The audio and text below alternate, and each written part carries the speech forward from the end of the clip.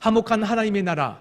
오늘 말씀은 화목한 하나님의 나라에 대해서 어떻게 만들어 갈 것인지에 대해서 배워보려고 합니다. 오늘 말씀은 무엇을 해야 되는 것도 있겠지만 하나님께서 우리를 어떻게 인도해 주셨는지를 먼저 바라보기를 소망합니다. 이 두 그림을 보면 비슷한 것이 있습니다. 우리 개와 원숭이, 원원관계, 뿐만 아니라 견원관계라고 표현하면서 원수지간이라고 표현할 때 이렇게 표현 쓰죠. 개와 원숭이는 매우 많이 싸운다라는 것을 보게 됩니다. 신화와 같은 얘기 속에서도 나오고 그뿐만 아니라 실제로도 개와 원숭이는 아주 많이 싸운 장면들을 보기도 합니다. 그뿐만 아니라 실제적인 우리의 삶 가운데 원수의 모습들이 현재 드러난 것이 있죠. 여기 보면 팔레스타인들이 있고 이스라엘이 있습니다. 이스라엘이 예루살렘 지역 가운데 하나님의 나라를 만들었다가 때로는 그 디아스포라로 말미암아서 그 나라에 있는 많은 사람들이 다시 이방 지역으로 나가게 되었습니다.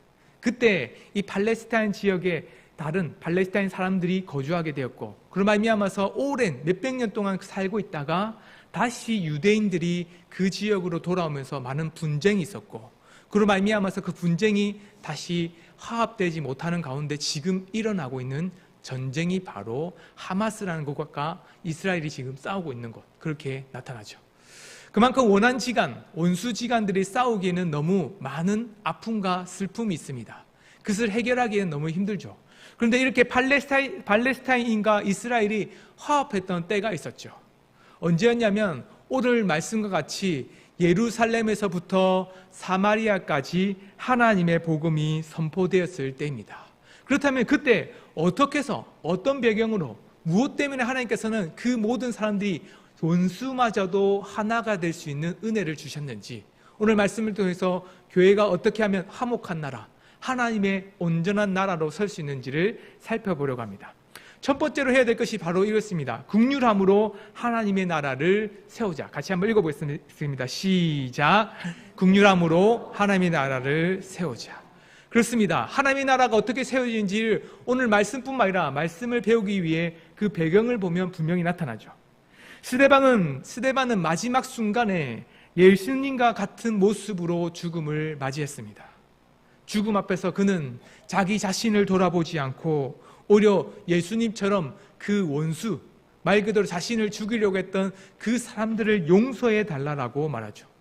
자신의 영혼을 돌아봐 달라고 해도 그 마땅할 그 시간에 오히려 하나님의 백성들, 하나님의 말씀을 깨닫지 못하는 그 원수와 같은 사람을 향해서 내 영혼을 돌보시되 하나님의 백성들 가운데 믿지 못하는 그 자들을 긍휼히 여기시고 죄를 돌이켜 달라고 말합니다.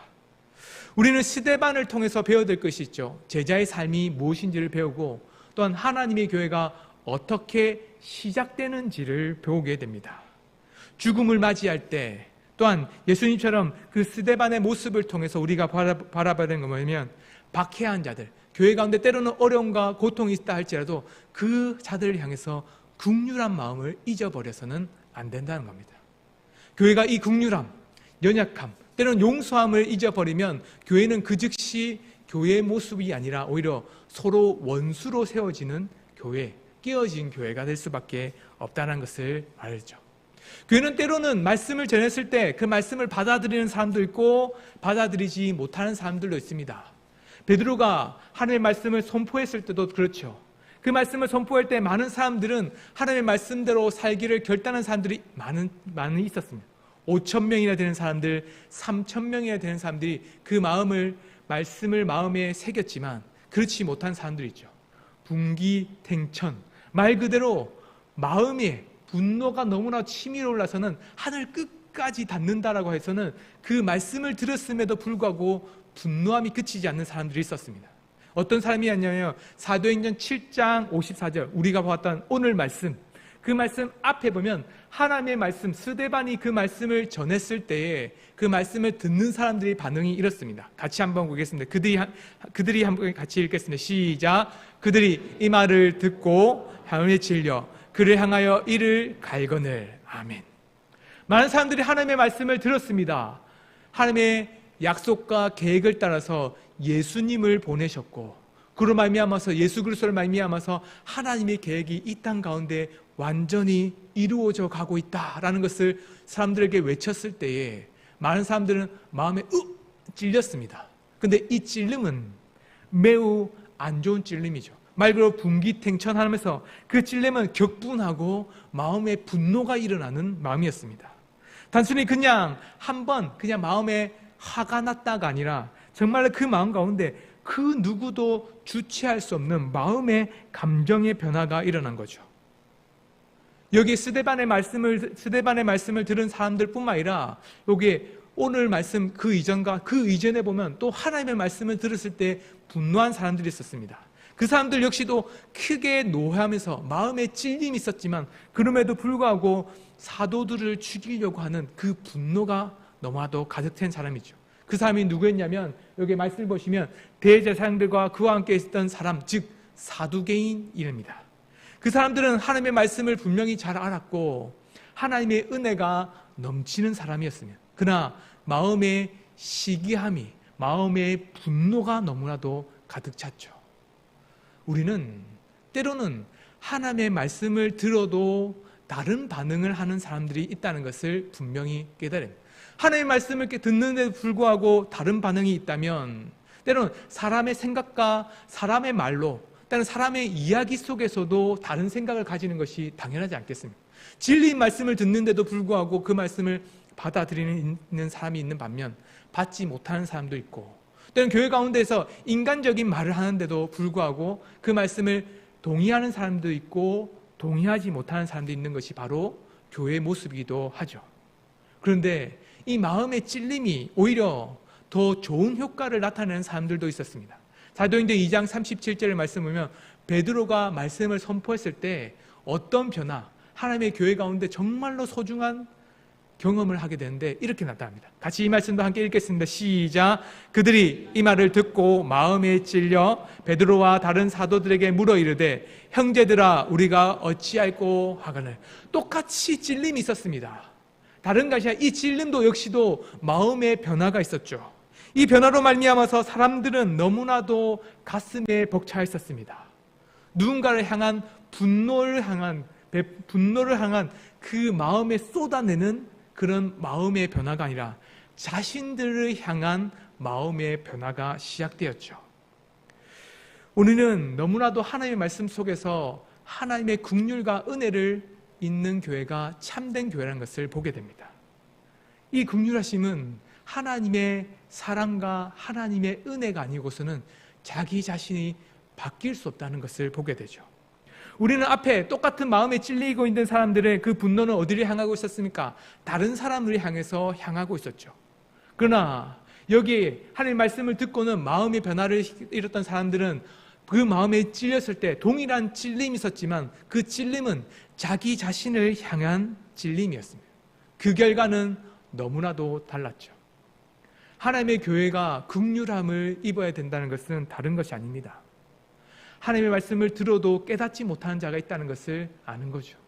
사실은 이 말씀을 들었을 때 이 말씀을 듣고는 마음에 찔려선 예수 그리스도를 믿겠다, 십자가를 의지하겠다라고 했던 고백했던 이 사람들도 10초 전, 1분 전, 아니 곧 이전 하루 전만 해도 똑같이 스데반을 죽이고 싶어 했던 그 마음과 동일한 마음이었죠. 별 차이가 없었습니다. 사실은 그 말씀을 듣고 마음을 변해도 사실 그 사람 역시도 마음에 강팍했던 사람들인 거죠.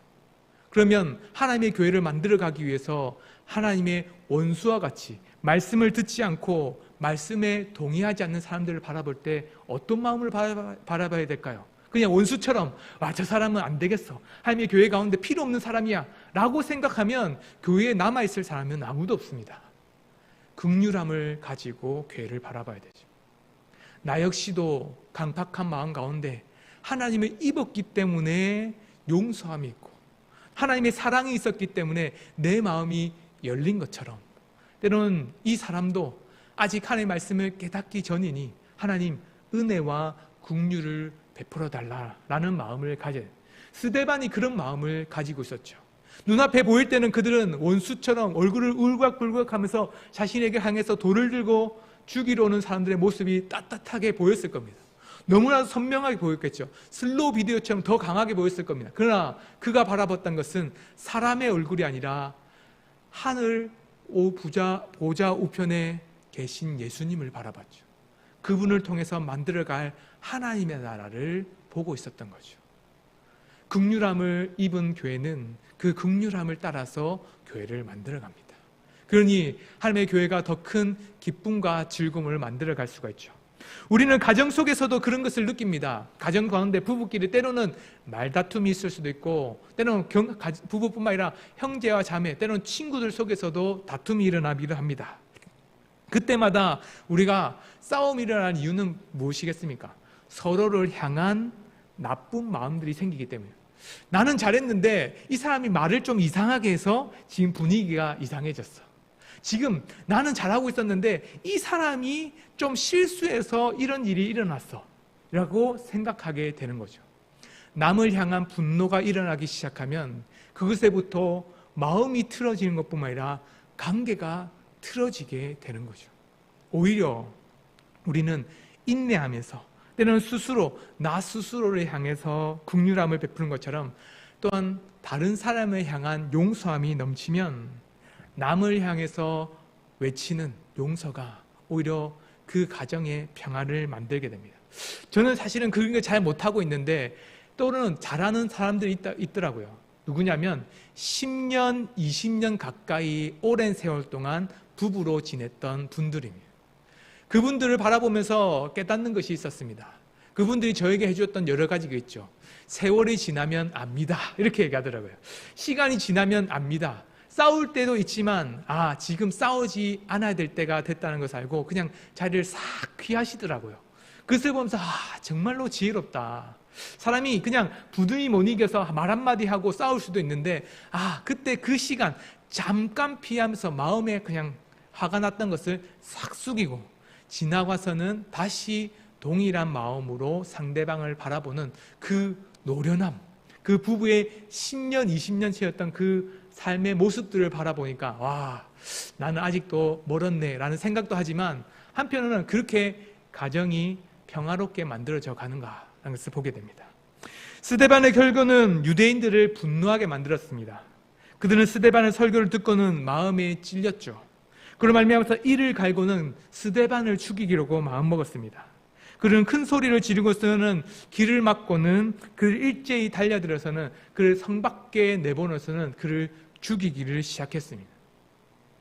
나와 다른 원수를 바라보며 그 동일한 모습으로 스데반을 향해서 돌을 든 사람들처럼 우리 역시도 하나님의 교회 가운데에 때로는 받아들이지 못할 말, 때로는 이해하지 못하는 모습들을 통해서 원수처럼 바라보면 오히려 교회가 넘어지고 무너지는 시기가 되죠. 그러나 반대로 하나님의 말씀을 전함으로 말미암아서 때로는 고난이 있을 수도 있고 때로는 어려움이 있을 뿐만 아니라 그런 속에서도 하나님께서는 하나님의 은혜를 베풀어 주신다는 것을 믿는 사람, 이런 박해와 이런 고난 속에서도 하나님께서는 여전히 하나님의 길들과 하나님의 계획은 멈추지 않았다는 것을 바라보는 스데반처럼 마음의 여유를 가지고 한 사람 한 사람을 돌아보는 교회가 바로 참된 교회가 될 것입니다. 스데반을 통해서 하나님의 교회가 어떻게 만들어져 가는지를, 하나님의 나라가 세워져 가는 과정들을 보게 됩니다. 스데반을 통해서 하나님의 나라는 결코 분기탱천하면서 분노와 화를 맺히면서 원수를 무찌름으로 말미암아서 일어나는 것이 바로 교회가 아니라 오히려 하나님의 긍휼과 사랑으로 세워지는 것이 바로 하나님의 교회라는 것을 보게 되죠. 우리는 이것을 분명히 또 하나 더 깨달아야 될 것이 있습니다. 은혜로 하나님의 나라를 세우는 것을 깨닫게 되죠. 다시 한번 보겠습니다. 시작. 은혜로 하나님의 나라를.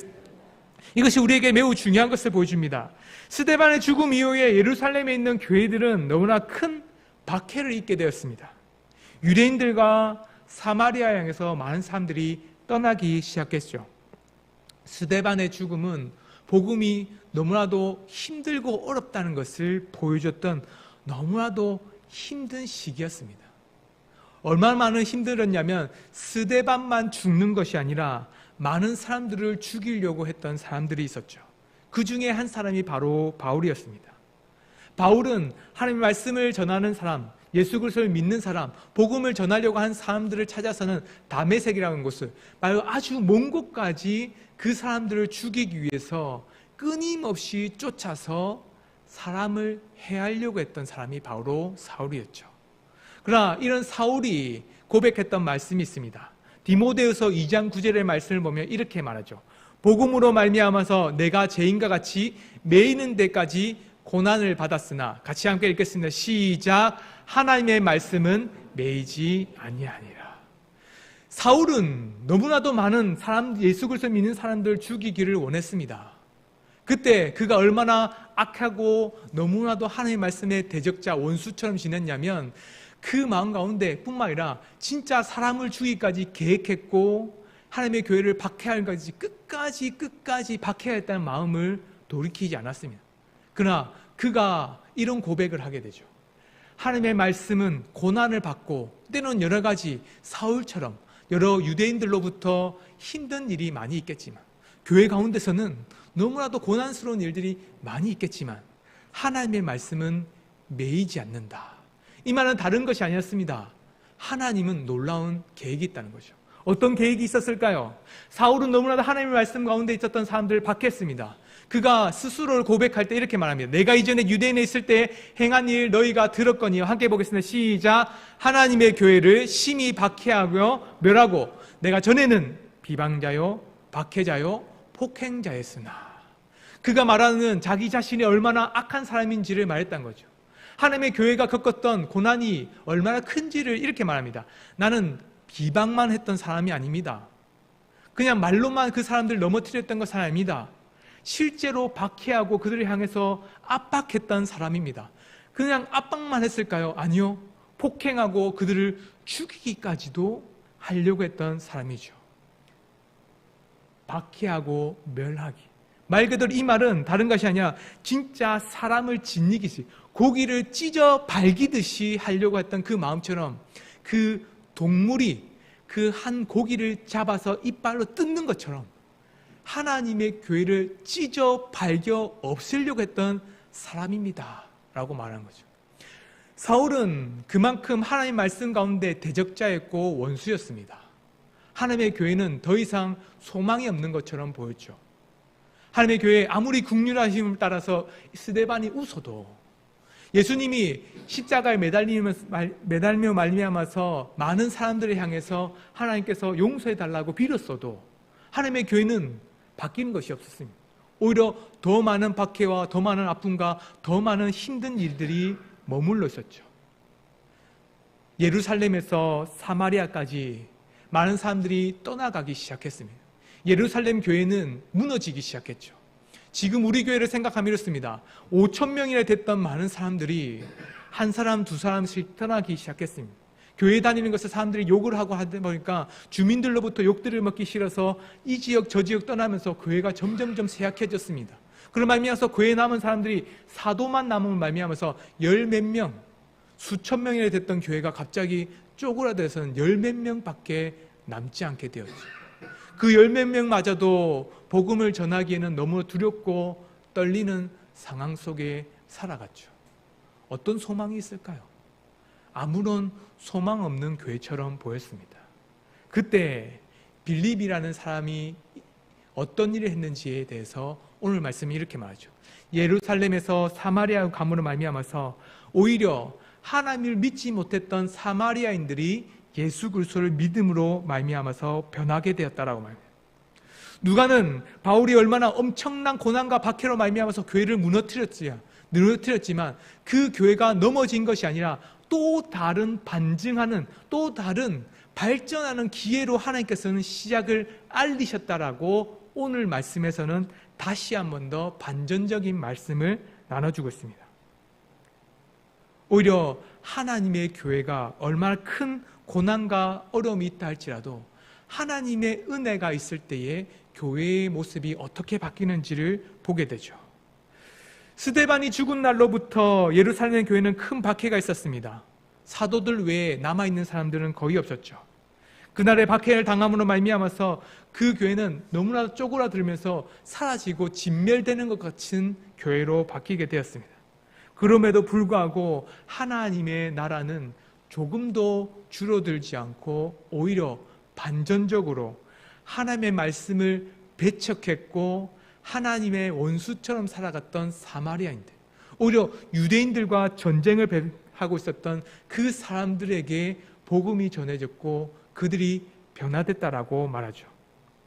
사마리아인들은 너무나도 다른 사람들이었습니다. 유대인들과 사마리아는 전쟁 가운데 있는 사람들과 같았죠.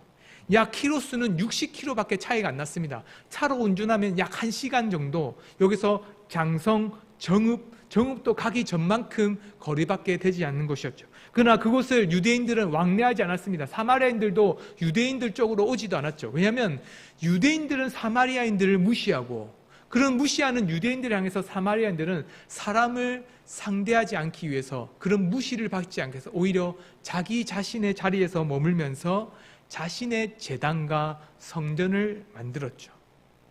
그로 말미암아서 같은 하나님을 섬기되 다른 신을 섬기는 것처럼 원수로 살아갔던 것이 바로 이런 사마리아인과 유대인들이었습니다.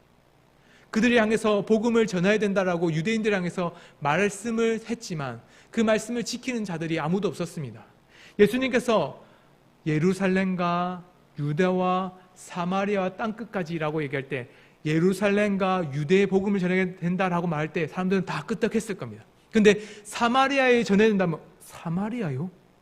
제가 거기까지 간다고요? 다 마음이 다쳤던 때죠. 그러나 하나님의 말씀 가운데서 그 말씀은 반드시 성취될 것이라는 것을 알았지만 모든 사람들이 사마리아까지 가서 복음을 전하는 사람들은 아무도 없었습니다. 그러나 하나님의 교회가 박해를 받자마자 일어났던 것이 무엇이냐면, 하나님의 교회에 머물러 있었던 복음이 이제는 복음이 세상을 향해서 뚫어져 가는 기회가 되었던 거죠. 원수가 되었던 유대인들과 사마리아가 하나가 되는 시대가 되었던 겁니다.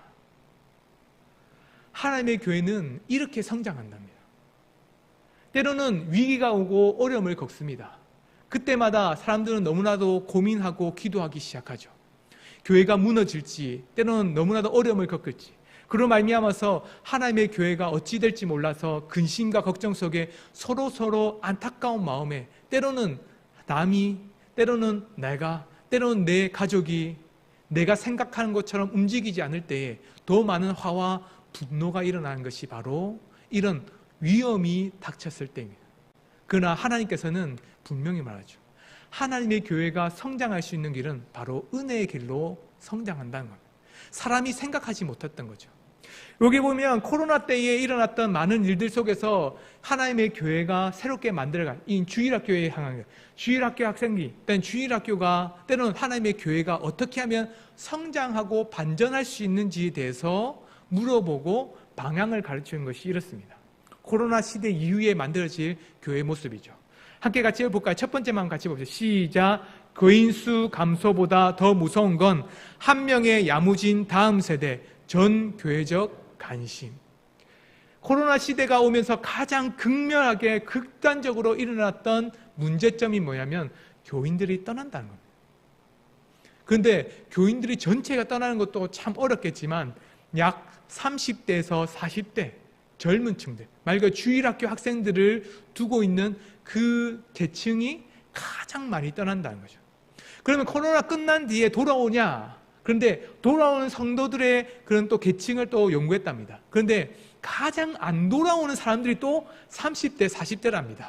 그래서 목사님, 장윤동 목사님께 설교 중에 한번 얘기한 적이 있습니까? 가나안 성도, 가나안 성도 거꾸로 하면 안 나가 성도. 교회는 안 나가는데 난 예수님 믿는다라고 하면서 때로는 인터넷으로 때로는 그냥 주일날 성경, 개인적으로 성경을 보는 것으로 그냥 나는 예수님 믿는다라는 것으로 끝나면서 교회에 돌아오지 않는 사람들이 많다는 거죠. 코로나 시대는 매우 교회를 힘들게 했습니다. 매우 크고 힘든 것뿐만 아니라 이 힘든 시기가 지나서는 다시 뭔가 이겨낼 수 있을 것만 같은 소망이 있을 거라고 생각했는데 코로나 이후에 더 큰 어려움이 우리에게 닥쳤죠. 그것은 바로 다음 세대가 무너졌다는 것이 가장 큰 어려움입니다. 그래서 연구했던 많은 사람들이 지금 교인 수가 감소하는 것이 중요한 것이 아닙니다. 교인은 감소할 수 있습니다. 그런데 더 중요한 건 다음 세대가 감소함을 말미암아서, 다음 세대가 세워지지 않음을 말미암아서 일어나는 문제는 지금 눈앞에 보이는 박해, 지금 눈앞에 보이는 위험보다 이후에 있을 더 큰 위험이 크다는 거죠. 그로 말미암아서 이것을 대처해야지만 이겨낼 수 있다라고 말하면, 전 교회적으로 관심을 말미암아서 그냥 한 시대가 이루었던 부흥의 시대, 그 시대를 바라보면서 살아가는 때만 소망하면 아무런 교회가 소망이 없다는 것. 그로 말미암아서 다음 세대가 일어나야지만 교회가 소망으로 하나님의 나라가 새롭게 만들어져 갈 수 있다라고 분명히 말하죠. 이것을 연구한 사람들은 다른 것이 아니었습니다. 여기 오늘 말씀처럼 위기가 아니라 다시 하나님의 나라를 세워져 갈 수 있는 중요한 때라고 말하는 거죠. 주일학교도 그렇습니다. 함께 같이 볼까요? 시작. 중고등부 친구들의 리더십을 세워 업무를 분담하자. 코로나 시대 때에 연구를 해보니까 아이들이 신앙이 자라지 않는 가장 큰 이유가 뭘까라고 했는데, 그것이 첫 번째 1위가 뭐였냐면 아이들이 시간이 없답니다. 아이들이 학원에 가고 그뿐만 아니라 여러 가지 개인적인 업무, 그뿐만 아니라 개인적인 일들을 많이 하기 때문에 교회에 와서 예배를 드리고 교회에 와서 무슨 활동할 시간이 없대요. 그래서 말씀을 공부할 시간도 없고, 그뿐만 아니라 말씀을 공부해도 금방 그것을 복습하거나 성도 안에 친구들 교제가 없기 때문에 금방 잊어버린다는 거죠. 그래서 주일학교 학생들이 더 무너진 거예요. 그뿐만 아니라 지금 우리가 10년, 20년 전에 청년들이 훨씬 많았죠. 그들을 통해서 주일학교가 부흥하고 성장했습니다. 그래서 그 선생님들을 통해서 아이들이 자랐죠. 그런데 그러다 보니까 근데 그분들이 3, 40대가 되면서 교회를 떠나고 빈 공간이 생기는 말미암아서 아이들은 더 이상 자라지 못한 상태에서 교회의 뿌리가 흔들리는 상황이 있다. 그래서 교회가 나아가야 될 길은 이 아이들이 중심으로 성장해야지 교회가 자랄 수 있다라고 분명히 말합니다. 교회는 위험할 수도 있습니다. 때로는 박해가 있을 수도 있고 어려움이 있을 수 있습니다. 그럴 때마다 교회에 문제가 발생할 수도 있고, 그럴 때마다 사람이 화합하지 못하는 경우도 있습니다. 그러나 더 중요한 건 그때가 가장 성장할 수 있는 일이죠. 근데 어떻게 성장하는지가 중요합니다. 사람의 계획과 사람의 판단으로는 그것을 볼 수가 없다는 것이 가장 인간적인 마음의 안타까움이죠. 하나님의 교회는 사람의 계획대로 절대로 만들어지지 않았습니다. 사람이 계획한 대로 이루어지지 않았죠. 사람이 생각한 대로 만들어지지 않았습니다. 하나님의 교회 가운데 베드로가 설교했을 때 5,000명이 설교함을 듣고 말미암아서 많은 사람들은 하나님의 교회가 예루살렘을 정복하고, 그걸 말미암아서 예루살렘이 하나님의 나라, 성전 가운데 하나님 믿는 사람들이 가득했을 거라고 사도행전을 한 장 한 장 읽으면서 성령의 충만한 교회로 예루살렘이 성장할 것을 기대하고 봤을 겁니다. 그러나 갑자기 그것은 반전됨으로 예루살렘 교회가 오히려 진멸되는 만큼 무너지는 교회가 되죠. 그러나 그것은 사람의 보는 눈과 사람의 계획이었을 뿐이 하나님의 계획은 달랐다는 거예요. 우리가 이것을 위해서 기도해야 됩니다. 우리가 어려움을 겪을 때 하나님의 은혜로 말미암아서 하나님의 나라가 세워져 달라고 기도하는 거죠. 지금 위기로 어떤 방법으로 어떻게 해야 됩니까? 라는 고민과 걱정도 기도해야 되지만, 하나님, 우리가 생각하지 못하는 길, 우리가 바라보지 못하는 방법, 우리가 하지 않았던 그 길이라도 하나님 가라고 하시면 가겠습니다. 근데 우리 교회가 보지 못했던 그 눈, 우리가 어두워서 알지 못했던 하나님의 나라가 있다면, 만들어 가신다면 하나님 은혜 가운데서 그 길을 가겠습니다라고 고백해야 돼요. 하나님의 교회 가운데 진멸되고 박해받았던 교회 가운데 하나님, 저는 끝까지 예루살렘을 지키겠습니다, 끝까지 하나님의 교회를 지키겠습니다라고 머물러만 있었다면 하나님의 교회는 사마리아로, 이방인으로 퍼져나가서 하나님의 교회가 성장하지 못했을 겁니다. 많은 사람들이 그 가운데 순수하게 나는 순교하겠다는 마음으로 말미암아서 교회는 더욱더 어려움을 겪을 수밖에 없었겠죠. 스데반의 순교로 말미암아서 계획되지 않은 죽음으로, 계획되지 않은 어려움으로, 계획되지 않은 그 비참함을 통해서 하나님은 또 다른 길을, 또 다른 열쇠를 우리에게 주십니다. 하나님께서는 박해 가운데서도 일하고 계시죠. 사람들로 말미암아서 하나님의 뜻이 이루어져 가는 것을 보게 됩니다. 함께 한번 볼까요? 우리가 오늘 읽었던 말씀의 마지막 구절입니다. 함께 같이 보겠습니다. 시작. 그 성에 큰 기쁨이 있더라. 그 성이 어딜까요? 예루살렘 성입니까? 예루살렘 성에는 큰 기쁨이 아니라 오히려 핍박과 피 흘림과 아픔만 남아 있었습니다. 그러나 하나님의 복음이 전해지지 않을 것만 같은 사람의 계획과 사람의 마음으로는 도저히 전할 수 없었던 그 사마리아 땅에 복음이 전해졌고 그 성이 큰 기쁨으로 바뀌었습니다. 하나님의 교회는 사람이 판단하지 못하는 방법으로 만들어 가신다는 거죠. 우리 교회가 예배당을 건축하는 문제들, 또는 다음 세대를 만들어가는 문제들, 그 가운데 때는 우리 교회가 나아가야 될 방향들, 사람은 계획을 하고 만들어갑니다. 그러나 때로는 위기도 닥칠 수 있고 많은 어려움도 닥칩니다. 그럼에도 불구하고 우리에게 주어진 것 가운데 하나님은 하나님의 계획대로 우리를 인도하실 것뿐만 아니라 우리가 보지 못하는 방법으로 우리를 만들어 가신다는 것. 그렇다면 우리는 어떻게 해야 될까요? 우리가 지금 만들어가고 싶은 교회, 때로는 우리 교회가 이렇게 했으면 좋겠다는 교회는 어떤 교회냐면 사실은 이미 30년, 40년, 10년, 20년 전에 경험했던 우리들의 신앙의 모습입니다. 저도 그렇죠. 주일학교 학생들을 가르치다 보면 교회를 어떻게 만들어갈까, 우리 아이들을 어떻게 가르칠까라는 생각을 고민을 합니다. 근데 고민을 하다 보면 방법을 여러 개 찾습니다. 찾다 보면 그 방법이 뭐냐면 제가 어렸을 때 목사님으로부터 선생님으로부터 배웠던 그때 그 모습을 아이들한테 가르쳐 줘야 되겠다라고 생각하죠. 근데 순간 딱 떠오릅니다. 우리 아이들이 이걸 받아줄 수 있을까? 이 아이들은 지금 나와 같은 시대가 아닌데 내가 이렇게 한다고 해서 이 아이들이 마음이 변할까라는 순간 또 다른 생각이 탁 떠오릅니다. 그러면서 고민을 하죠. 어떻게 하면 이 아이들을 다시 말씀으로 양육할 수 있을까? 그러면서 또 다른 동기들한테 전화도 해보고 사역 잘하는 친구들한테 물어보고 그것뿐만 아니라 좋은 책이 없는지, 아이들을 연구할 수 있는 책들이 없는지를 살펴보게 되죠. 그런 것처럼 내가 생각했던 것보다 보지 못하는 방법으로 하나님의 교회를 만들어가는 것이 바로 하나님의 나라입니다. 박해 가운데서도 복음이 전파됩니다. 어려움 속에서도 하나님 결코 그 일을 쉬지 않으십니다. 그러니 우리가 해야 될 것은 은혜로 하나님의 나라를 만들어가달라고 기도한 거죠. 그 성에 복음이 없었던 그 땅에도 큰 기쁨이 있었습니다. 그 기쁨은 도저히 사람이 감당할 수 없는 그 길로 하나님을 인도하셨습니다. 그때 우리가 해야 될 것은 뭘까요? 아멘.